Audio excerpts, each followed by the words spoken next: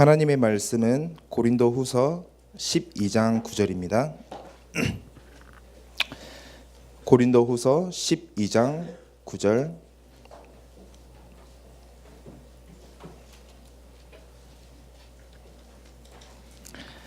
고린도후서 12장 9절입니다.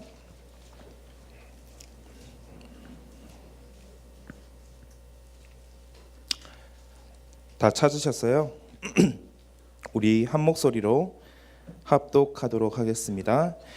나에게 이르시기를 내 은혜가 내게 족하도다. 이는 내 능력이 약한 데서 온전하여 짐이라 하신지라. 그러므로 도리어 크게 기뻐함으로 나의 여러 약한 것들에 대하여 자랑하리니 이는 그리스도의 능력이 내게 머물게 하려 함이라. 아멘.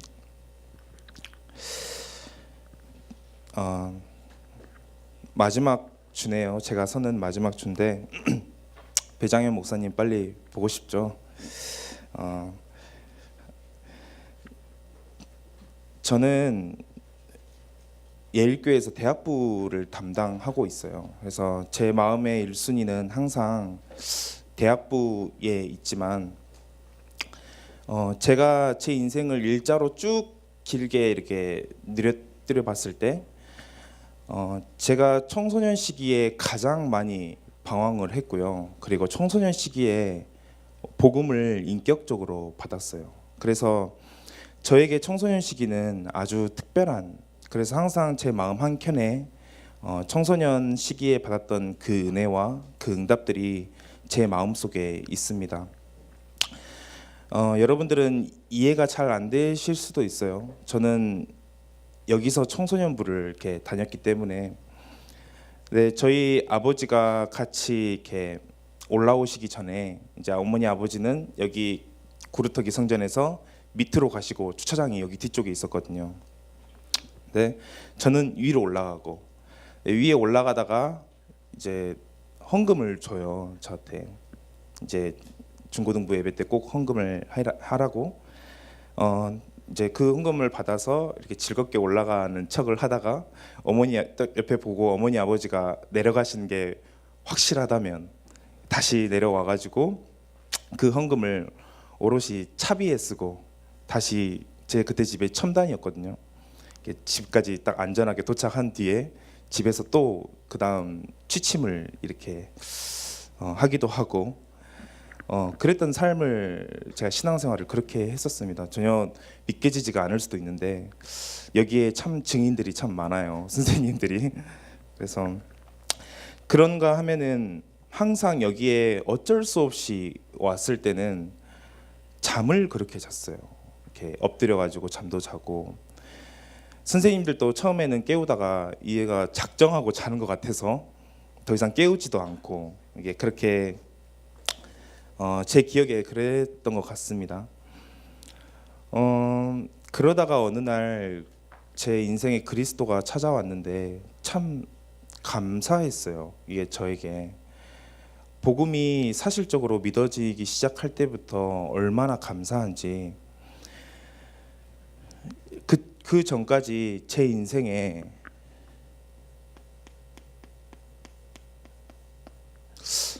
모든 게 하나하나가 문제처럼 느껴졌었거든요. 내 모든 게 다 문제고 어려움이고 갈등이고, 이게 내 인생에 왜 이렇게 많은지. 또 우리 부모님 보는데 저처럼 문제가 있어 보여요. 그 당시에 우리 부모님은 제가 보기에는 신앙생활을 가장 최고로 하는 부모님이었거든요.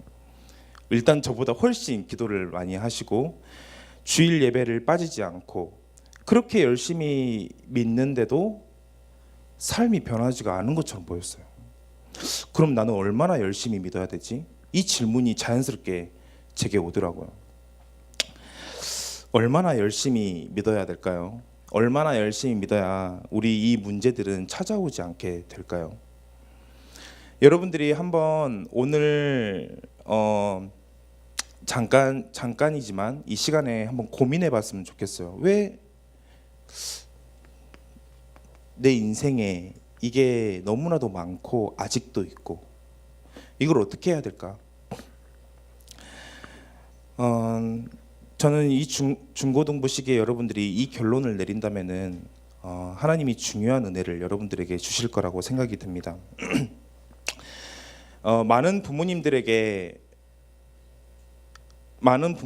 피하고 싶은 것, 많은 부모님들이 이것만은 절대 싫다 이런 것들이 뭐냐면은 제가 부모가 되지 않아서 잘 모르겠지만 아마 이런 것 같아요. 자식이 불행해지는 거는 부모에게 있어서 정말 피하고 싶은 어떤 하나가 아닐까. 자식이 불행해지는 거는 자기 자신이 불행해진 것보다 더 싫을 것 같아요. 부모라면은.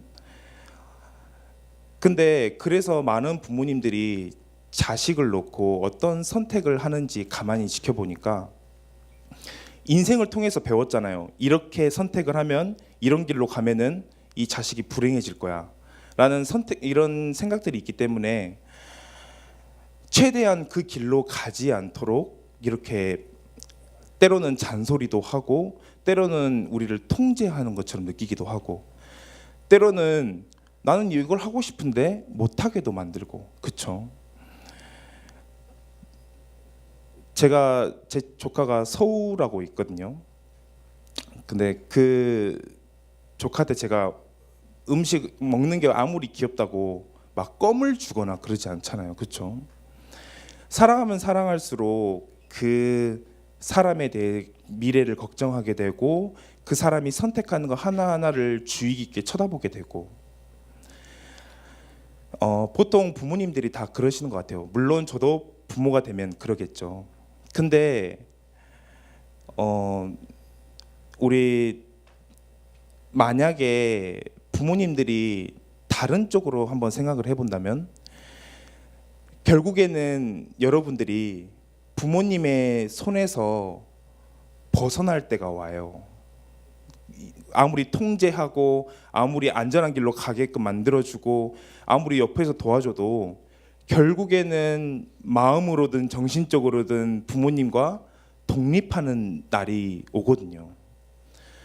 그러면은 부모님이 아무리 통제하고 이전에 그런 방법으로 아이들을 이끌어와도 그게 더 이상 안 먹힐 때가 와요. 저는 그게 좀 빨리 찾아왔어요. 중학교 때. 저희 어머니는 앞에 PC방 가는 것도 막 혼을 냈었거든요. 근데 제가 어느 날 교회가 그렇게 가기 싫은 거예요. 그랬더니 얼마나 가기 싫었냐면 여러분 상상 초월입니다. 토요일 날 집을 나갔어요. 토요일 날 집을 나가서 월요일 날 돌아왔어요. 왜냐하면 교회를 안 가려고. 굳이 교회 그냥 가고 말지 그쵸? 근데 저는 그때 그랬다니까요.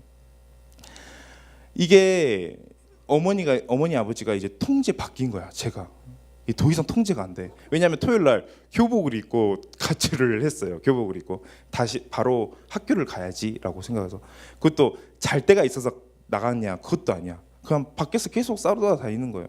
왜 그랬는지 모르겠어. 지금 생각해 보면 얼마나 바보 같은 선택이었는지. 밖에 여러분 새벽은 여름에도 추워요. 겨울 같아요. 겨울.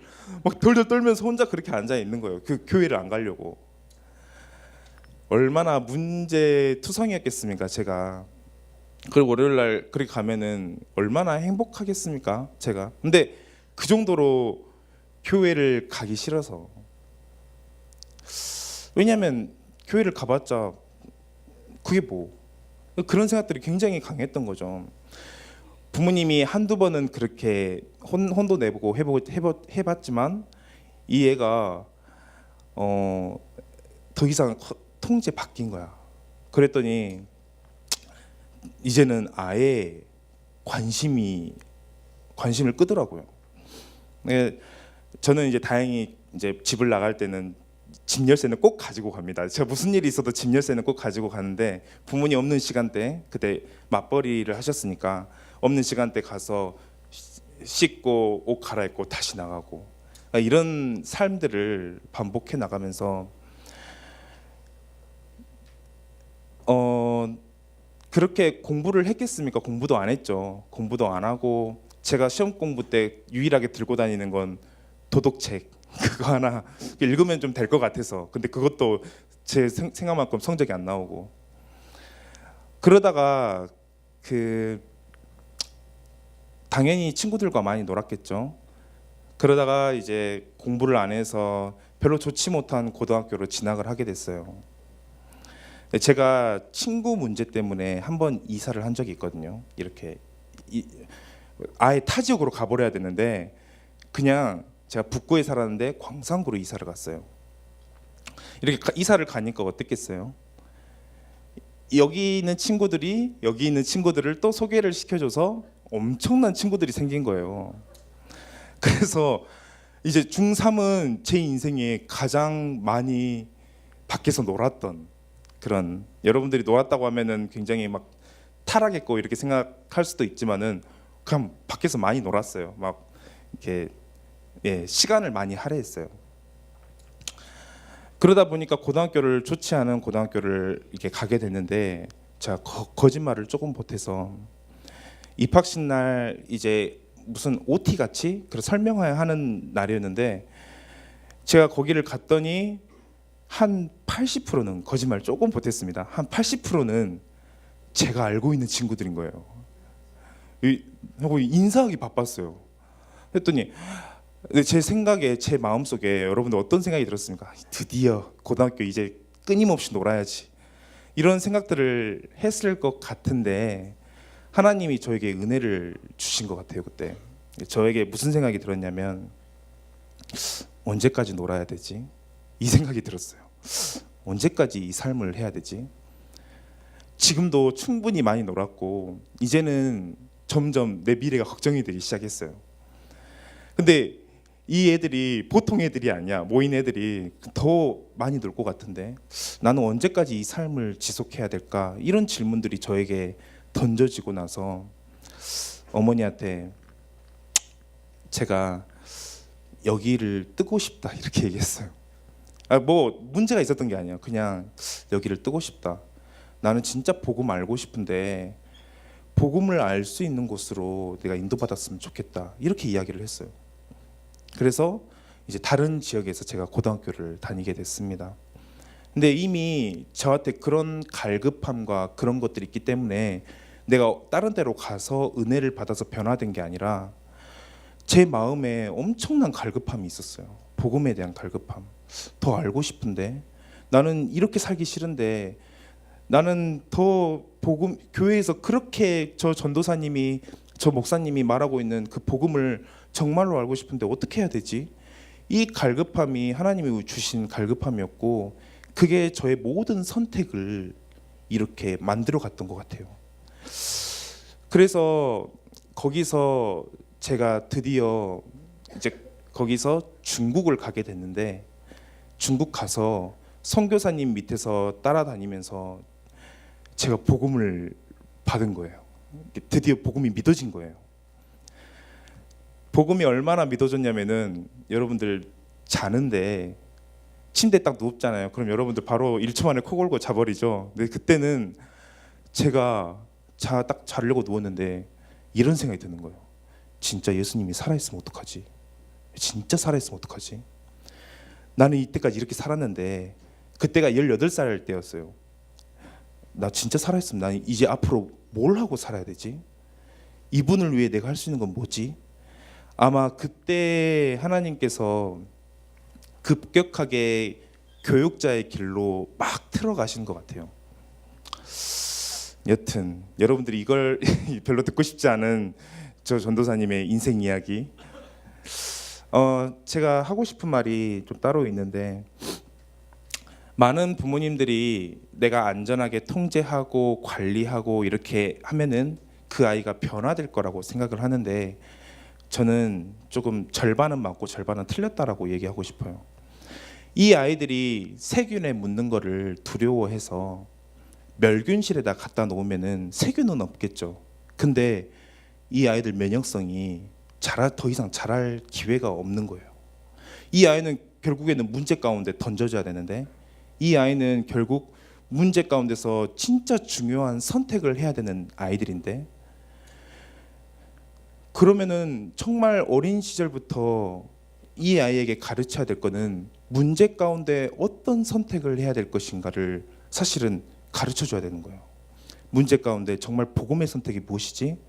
복음을 선택한다는 건 대체 어떤 이야기지? 또 많은 렘넌트들이 이렇게 생각할 수도 있어요. 나를 실패시키는 거는 이것 때문이야. 나의 성격의 문제, 그쵸? 그리고 내 친구들 간의 문제, 내 학업의 문제, 내 가정의 문제, 얼마나 가난한지 가정이, 이 문제 때문에 내가 지금 이 자리에 있고 나는 앞으로도 실패할 거야. 어떤 더 생각이 있는 사람은 이 나라가 문제야. 이 나라가 문제여서, 이 정책이 문제여서 우리가 이런 삶을 살고 있어. 너무 교육이 안 좋아.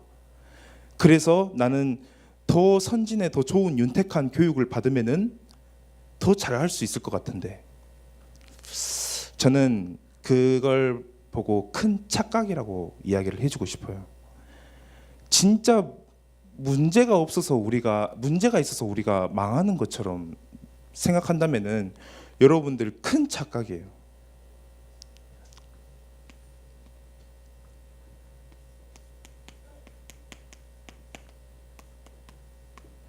아담과 하와 잘 아시죠? 이 아담과 하와가 어디서 넘어졌는지를 보셔야 돼요.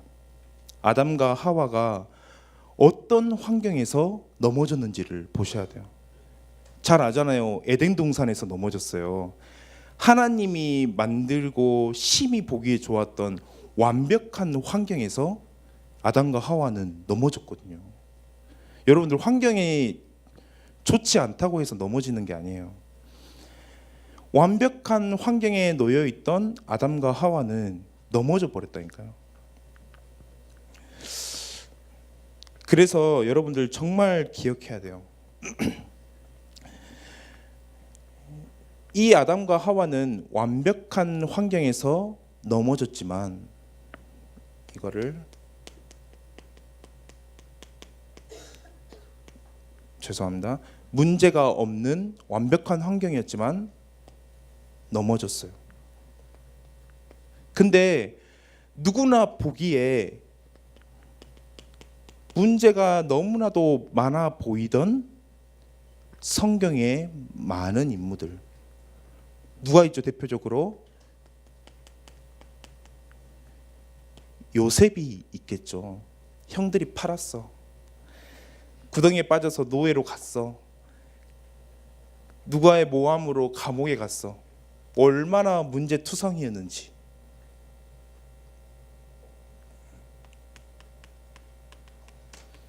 우리 잘 아시다시피 갈렙, 12 정탐꾼과 같이 딱 갔는데 보이는 건 하나님 언약이 아닌 현실이 보여. 엄청 기라성 같은 여리고성도 보이고 여러 가지 환경들이 보이는데 참 어려웠죠. 또 하나는 뭐였죠? 사무엘. 이 환경이 완벽했냐? 완벽하지도 않았어. 어느 정도냐면은 어렸을 때 젖을 떼자마자 성전으로 갔어요. 여러분들 부모님이 이제 젖 떼가지고 교회에서 키운다고 생각해 보세요. 얼마나 힘든지. 교회에서 크는 것 상관없어. 근데 그 교회에서 보여지는 환경은, 양육 환경은 매일매일 염소를 잡고 재물을 잡고 양을 잡고 그런 되게 별로 이게 정서적으로 좋지 않은 환경이었어요. 그렇죠? 그리고 보는 신앙의 선배들은 누구였냐? 엘리의 2 제사장 아들이었어요. 완전 속된 말로 정말 속된 말은 하지 않겠습니다. 어쨌든 환경적으로 굉장히 안 좋은 데서 자란 게 사무엘이었어요.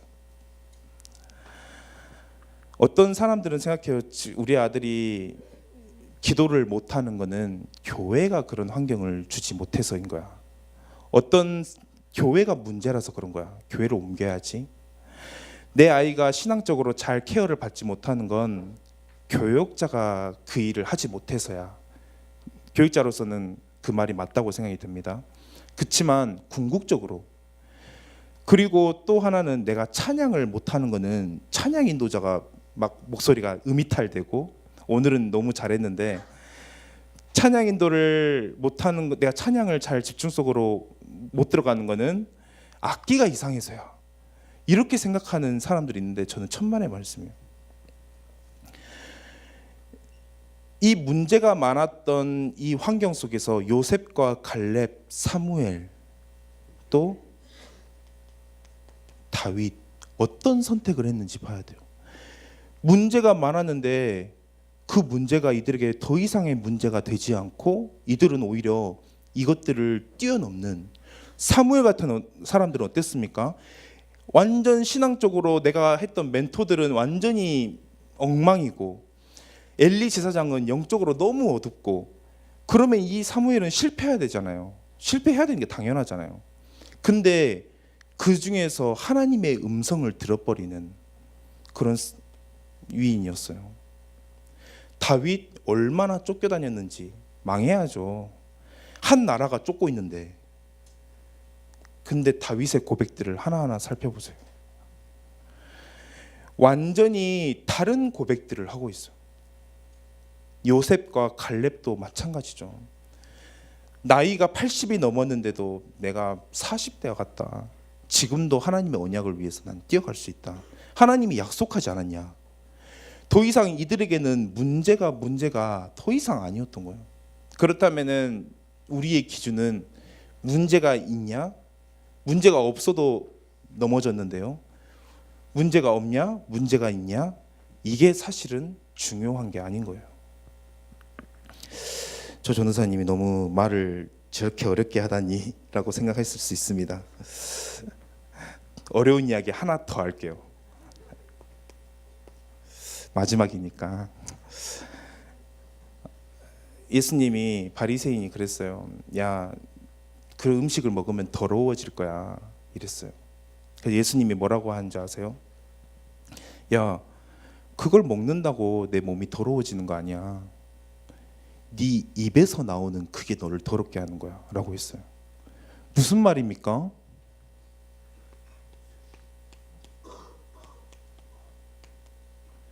사실은 문제와 여러 가지 환경과 어려움과 모든 갈등들이 나를 넘어지게 하고 무너지게 만든다고 생각을 했는데, 그게 사실은 중요한 게 아니고 그게 나를 넘어지게 하는 게 아니라 이미 나의 상태, 내 마음에서 나오는 모든 악한 것들, 내 중심인 생각들, 내가 하나님과 반대되는 나의 생각들, 그 모든 것들이 사실은 나를 넘어지게 만든다는 거예요.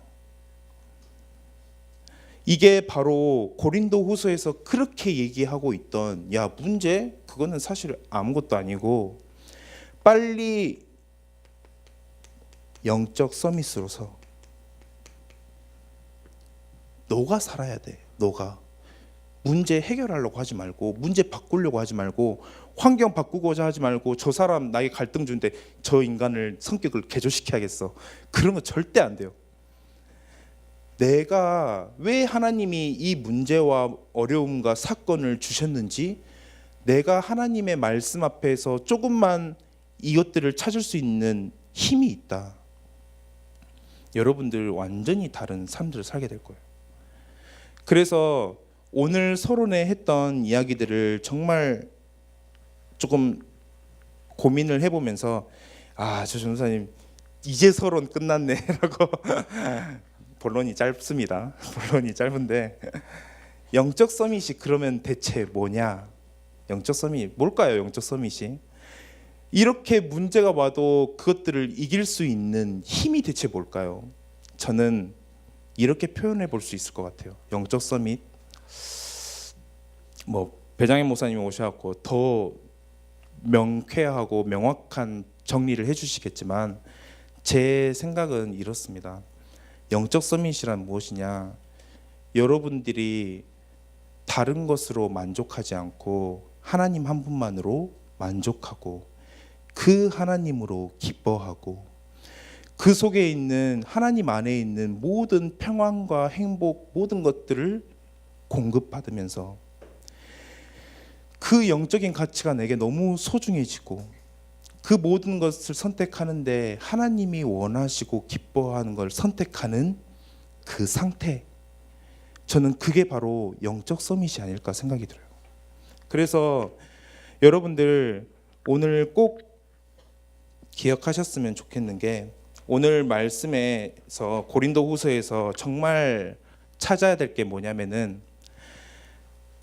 이 사람들은 바로 비로소 이 세 가지를 이해할 수가 있어요. 그 첫 번째로, 이런 사람들은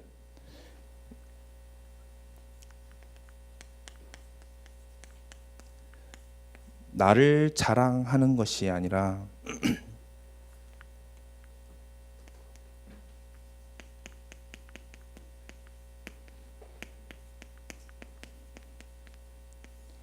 복음을 자랑하게 되어 있어요.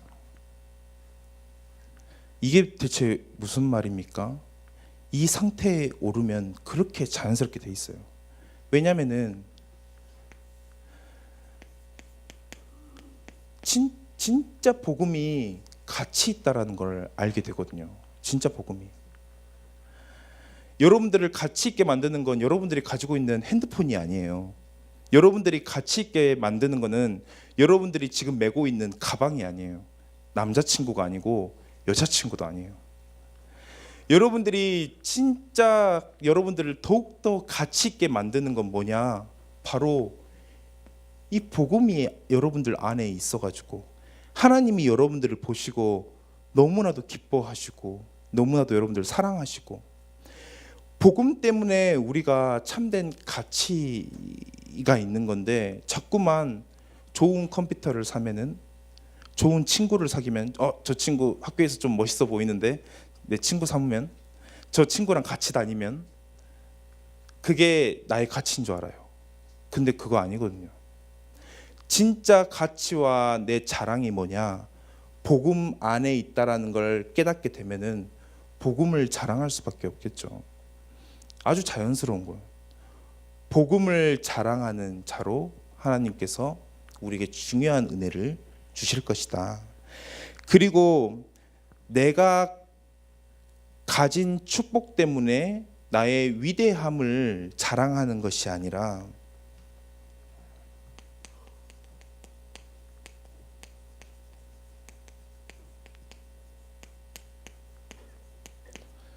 복음 때문에 고난 받은 것을 자랑할 수밖에 없게 돼요.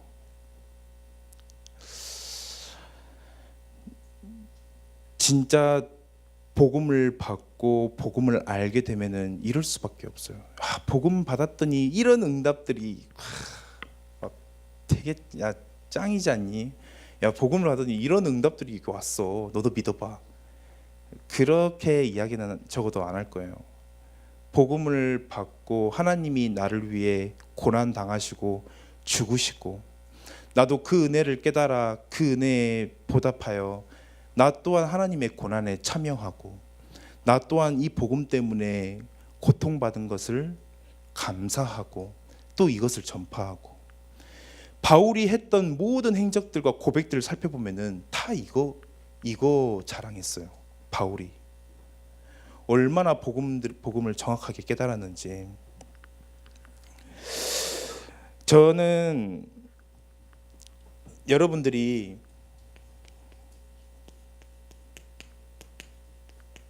이랬으면 좋겠어요. 나의 강함, 나의 성격상 쾌활함, 그리고 내가 잘하는 가장 능력, 내 달란트, 이게 내 삶에서 드러나는 것이 아니라,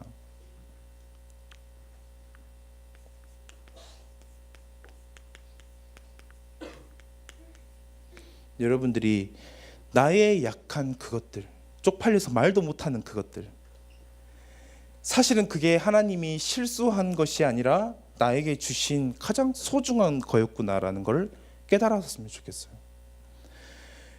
내가 강하기 때문에 강하면 강할수록 하나님이 나를 인도하는 것들을 볼 수 없을 때가 너무나도 많아요. 근데 여러분들 조금만 기도 속에서 이거 고백해 보세요. 하나님, 저는 하나님 없이는 아무런 소망이 없는 사람입니다. 그래서 하나님께서 더욱 역사해 주세요. 나의 삶에 하나님께서 더욱더, 오늘 본문의 이야기죠. 예, 제가 친했던 친구 한 명이 미국 친구가 한 명 있었어요. 미국인 친구. 고등학교 때 만났는데 같은 기숙사를 썼어요. 근데 그 친구가 한국말을 잘 못해요. 아니 좀 잘해요. 제가 생각에 좀 잘했던 것 같아. 네, 말투가 꼭 이랬어요. 아 양재 뭐 너 왜 이거 안 했어? 이런 이런 말투를 좀 구사했던 것 같아요. 기억에. 우리 저희 학교에는 이제 미국인도 있었고 이제 일본인도 있었고 이렇게 있었는데 일본 친구도 약간 그런 말투를 썼었어요. 둘이 대화하고 있는 거 보면 좀 웃겨요. 한국말로 대화하고 있는 거 보면은. 근데 그 친구가 저랑 말도 잘 안 통하잖아요. 막 뭔 소리인지 모르겠고. 근데 그 친구가랑 포럼을 정말 많이 했었어요. 저는 아직도 18살 때 그것도 18살 때 헤어졌는데 아직도 그 친구가 참 기억에 많이 남아요. 내 인생에 제일 친한 친구가 아니었을까. 근데 저는 그 C.S. 루이스라는 작가가 있어요. 그 작가가 쓴 책이 고통의 문제라는 책이 있거든요. 그 책을 읽는데 그래 하나님은 선하신데 왜 우리에게 문제와 고난을 주지? 이런 주제였어요. 궁금하다. 읽고 싶다. 읽었는데 아무렇게 이해가 안 되고 너무 어렵고 책이. 이 책을 이리저리 살펴보고 있는데 그 친구가 딱 들어왔어. 양재 뭐해? 이랬어 저한테. 그래서 나 책 읽으려고 이거 읽으려고. 양재 너 그것도 몰라? 뭐 이러는 거예요. 기분이 확 나쁜 거예요. 그 한국말도 제대로 못하는 애한테 무시당하니까. 네. 야 양재 너 고통 너 문제 없으면 하나님 봐? 하고 쓱 지나가는 거예요. 근데 저한테는 갑자기 자존심이 확 구겨지는 듯한 느낌이 들면서 인정할 수밖에 없더라고요. 그 문제 앞에서. 여러분들 문제투성이라고 여러분들 본인들을 보실 수 있어요. 내 성격이 이렇게 문제가 있어서, 내 상황이 이렇게 문제가 있어서. 근데 하나님이 이 영적 서밋으로 이렇게 확 올리는 하나님의 비밀 중에 비밀일 수도 있어요. 그 문제들이, 그 어려움들이 야, 너 그것 의지하지 말고, 그것에 너의 가치를 두지 말고, 너의 그 부족함 속에서 하나님을 진짜로 바라봐봐. 하나님을 진짜로 바라봐봐.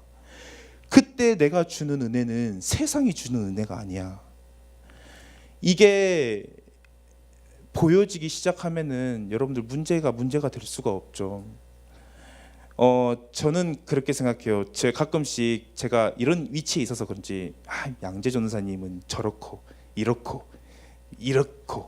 저 단점이야 막 이렇게 생각하는 사람들이 간혹가다 멀리 이렇게 둘러가지고 제게 이게 귀까지 들어와요. 그러면 여러분 절대 다른 사람 이야기하면 안 됩니다. 어떻게든 돌아가지고 저한테 와요. 자기 자신한테 와요. 근데 제가 그 말을 듣고 처음에는 갑자기 이게 막 핑계거리들이 생겼어요. 나 안 그런데, 나 그렇지 않은데. 근데 곰곰이 생각해 보니까 어느 결론에 도달하냐면은 두 가지 결론에 도달했어요. 하나는 사실 그 얘기보다 더 심각한 게 난데 별로 깊게는 보지 못했구나. 그렇게 말하는 문제보다 더 심각한 문제를 가지고 있는 게 나야. 그 단점 제가 알기로는 더 심각해요. 근데 그 사실 하나랑 그 또 두 번째는 그럼에도 불구하고 나 때문에 죽으신 그 그리스도의 은혜. 문제 진짜 많거든요. 진짜 약하거든요. 근데 그런 나를 위해 하나님이 죽으셨어요. 여러분들 옆에 친구 봐보세요. 얼마나 여러분들 마음에 안 들게 생겼습니까? 그렇죠? 뭔가 부족해 보이고. 근데 여러분들 그 친구 때문에 그리스도가 죽으셨어요. 여러분들 생각하셔야 돼요. 그 친구 때문에 하나님께서 고난 받으시고 고통 받으시고 십자가에서 죽으셔서 모든 문제를 해결하신 친구거든요. 그러면은 여러분들께서 그 친구를 보는 게 좀 달라져야 되겠죠. 그래서 오늘 이 세 가지 여러분들 인생에 나를 막 자랑하고 싶은 날이 올 때, 나의 것이 대단해 보일 때, 내가 이 어떤 전문성을 가지고 위대해지고 싶을 때, 그러면 여러분들 빨리 점검해 봐야 돼요. 내가 아직 이 복음의 진짜 가치를 발견하지 못했구나. 이 복음의 가치를 알게 되면은 내가 아닌 이 복음을 더욱더 이야기하고 복음이 내 삶에 더 드러나게 되어 있다는 사실이에요. 이거를 어떻게 누릴 수 있냐? 그러면은 큰 어려움이 있어야 되냐? 아니요. 여러분들 학교 다니느라 이제 곧 앞으로 바쁠 예정이죠. 아직은 방학이잖아요. 그렇죠? 계약했나요? 계약 아직 안 했죠? 대답을 안 하니까 참 뭔가 외롭네요. 여기 서 있는데 뭔가 외로움이 막 느껴지는데 저만 느끼는 거 아니죠?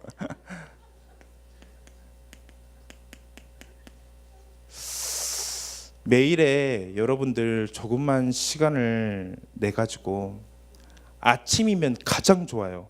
여러분들 잠을 조금 줄여서 아침에 여러분들 매일의 이 복음의 가치 속으로 들어갈 수 있는 여러분들만의 기도를 시작하세요. 찬양을 불러도 돼요.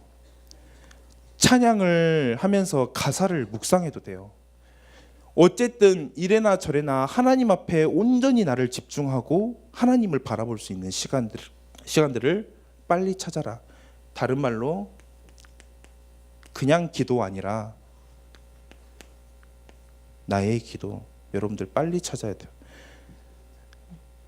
하루 종일 정신없이 살아야 되잖아요. 그렇지만 그 정신없는 순간에도 내가 기도 속으로 바로 집중할 수 있는 나만의 것 있거든요. 그거 찾아야 되고,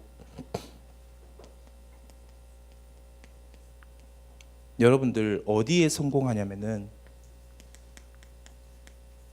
삶이 예배긴 한데 매주 오는 그 이 예배 시간에 여러분들 운동하면 운동에 집중해야 되잖아요. 공부하면 공부에 집중하고, 이 예배 시간에 하나님께서 인도하는데 이 예배에 내 모든 것들을 놓고 집중해서 이 예배 속에 있는 하나님의 음성 발견하고 기록하고. 여러분 기록할 때 너무 단어로 막 이렇게 기록하지 마세요. 여러분들이 다시 봐야 되잖아요. 다시 보면은 여러분 단어로 막 기록해 놓으면은 다시 보기 좋아요. 다시 봐도 내가 그 은혜를 느낄 수 있을 만큼 기록을 해 놓는 거예요. 나에게 주신 음성은 뭐였지? 그거 발견할 수 있는. 그리고 학기 중에 교회 안에서나 교회 밖에서나 중요한 이 부분들을 깨달을 수 있는 훈련들이 있어요. 특별히 계약하면은 우리 청소년 전도 신학원 있잖아요. 그렇죠? 이 신학원을 통해서 이 귀한 토요일에 내 시간을 막 빼앗고 막 짜증나고 막 그렇죠.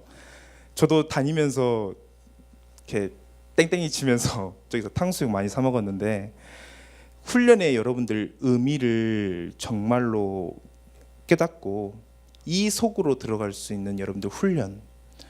그래서 학기 중에 다른 건 다 못해도 내가 매일과 매주와 그리고 학기 중에 있는 그 훈련들은 내가 꼭 참여하겠다. 이 훈련 속에서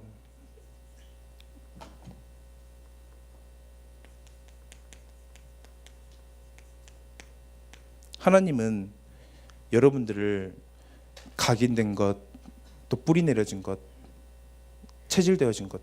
사실 어른들이 들으면 웃길 수 있어요. 우리 청소년이 와가지고 각인된 건 이렇고 뿌리 내린 건 이렇고. 그치만 우리도 있잖아요. 그 10대지만 각인된 거, 뿌리 내린 거, 체질된 거 있잖아요.